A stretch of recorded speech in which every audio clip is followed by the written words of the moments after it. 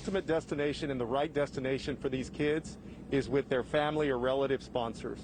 It does take some time to process them, and they're much better off here than they are in the CBP processing centers. The Donna facility is a giant tent city. Built with a capacity of 250, it has nearly 4,000 people in it. We saw cages after cages after cages of little girls, of little boys, lying side by side, touching each other, covered with reflective emergency blankets. Well, Senator Ted Cruz there, one of 17 senators down on the border, talking to Border Patrol, touring the area. Senator Cruz providing some of the pictures of the facility in Donna, Texas that he was just talking about. This as the border situation clearly is a crisis for this administration. The president in that news conference saying that it is just seasonal, this increase. That is not what is being told to the senators down there on the border from Border Patrol and also from the people coming across. The president also saying that the vast majority of the families get turned away back to Mexico or their country of origin, and that is not the case. The number is about 13% according to the new data out of the border. Let's bring in our panel. Molly Hemingway, senior editor at The Federalist, Leslie Marshall, Democratic strategist, and Bill Bennett, former education secretary, host of the Bill Bennett Show podcast. Bill, we should point out, Democrats had their own CODEL down there, congressional delegation to another facility, and said that they're getting a handle on this. Your thoughts on where things stand? Yeah, they went to a little Potemkin Village showcase demo place. They didn't go to where all the kids are. Look, Lindsey Graham, I think, nailed it very well at the press conference. He said you can listen to the Democrats and the little visit they made to the make-believe place, or you can listen to us. We did the tour, and we went to the place where the kids are body to body. So why don't you talk to the Border Patrol? You want to talk to Republicans or Democrats? Talk to the Border Patrol. Ask them what they think. What are they seeing? What did they advise the Biden administration? This isn't an emergency. This isn't a crisis. This is a catastrophe. And you can't keep telling the lie, because sooner or later, the truth will come out. Leslie, what about what the president said about the seasonal, increases along the border? It doesn't seem to be backed up by the facts along the border.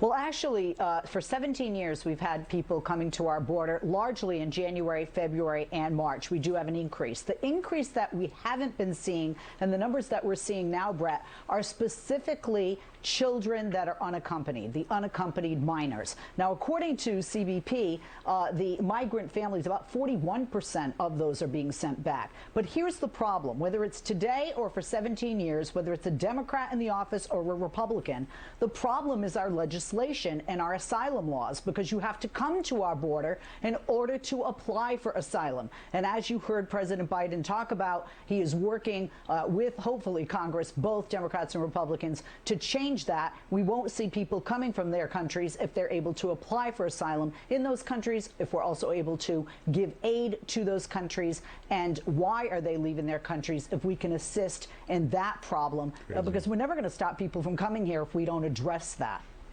Molly, I guess this trip to the border by Republican senators and the news conference kind of shows what wasn't followed up on some of the questions about immigration in that news conference. Right. Just first off, I want to point out that you do apply for entry as an asylum. You apply properly, not by crossing the border illegally and coming into the country. You can apply at ports of entry. You can apply in a lawful way. And it is a problem that people break the law as their first entrance into the country. But yes, there were these questions yesterday, these gentle, light questions from the press corps, including, when can we see into these facilities? It's great that we have Democratic and Republican CODELs down there.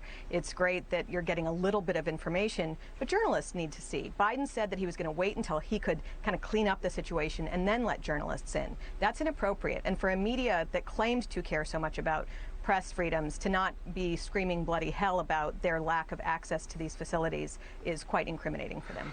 I want to play two more sound bites. One is on the origin of the coronavirus. We heard some of this from Dr. Robert Redfield, formerly of CDC, but take a listen. He expands a little bit. Dr. Redfield was mentioning that he was giving an opinion as to a possibility. But again, there are other alternatives others that most people hold by. Bill, this is the former CDC director. It's also a shared opinion with some intelligence officials, and we've done that story about a year ago. And what we know for sure is that China went to great lengths to hide scientists, data, and the early stages of this virus. Well, we know bottom line, whether it was bat or man, it was covered up by the Chinese. They denied it. They didn't let their own people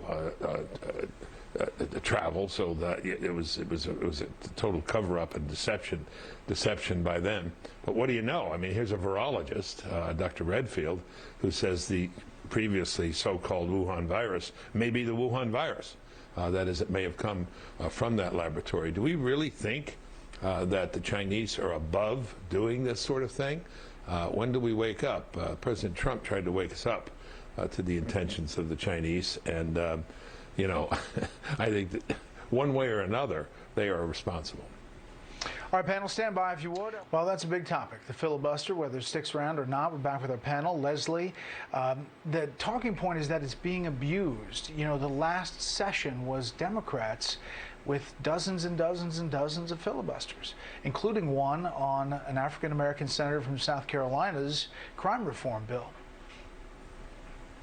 Well, the president didn't say that the Republicans were abusing it. He said the filibuster was being abused. And he didn't say he wanted it nixed entirely. He said he wanted it to go back to a verbal filibuster where you talk until you or the person listening to you drops. But look, if you look at the numbers, in the 21st century, we've had a huge increase of use in the filibuster, the highest last year, quite frankly. So it is being abused. Maybe it needs to be reformed and not nixed. Or maybe we need to look at, when people like to go back, our founding forefathers didn't want or mention a filibuster. It didn't come around to the 1800s.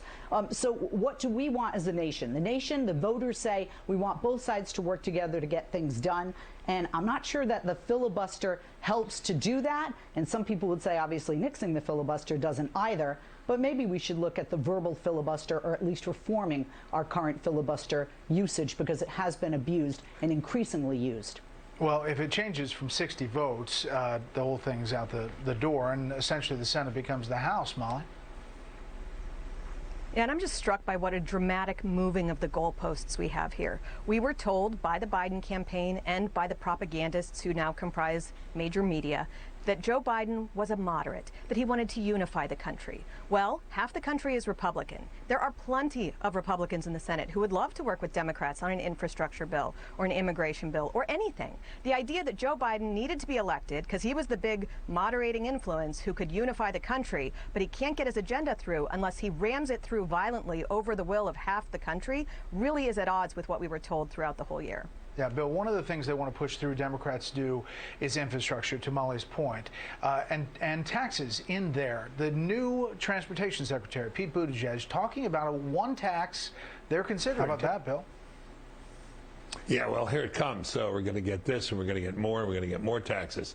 But just to pick up on Molly's point and reflect a little bit on Leslie's point, if the point here is to have unity and for people to agree and to work together, of all the disappointments yesterday, and there were many in that press conference, the one I was most disappointed with was his total trashing of the Republican Party, the president, where he talked about how sick the party was in its objections.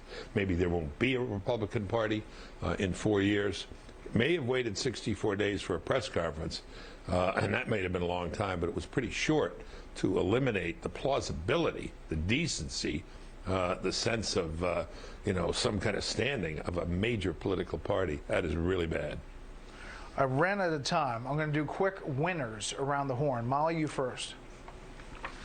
My winner are Georgia voters. We know that if you don't have an ability to trust the results of an election, you don't have a good chance of having a country. Georgia passed some minor modifications to protect a little bit of the integrity of the vote. That helps Georgia voters have confidence. My loser is Muriel Bowser.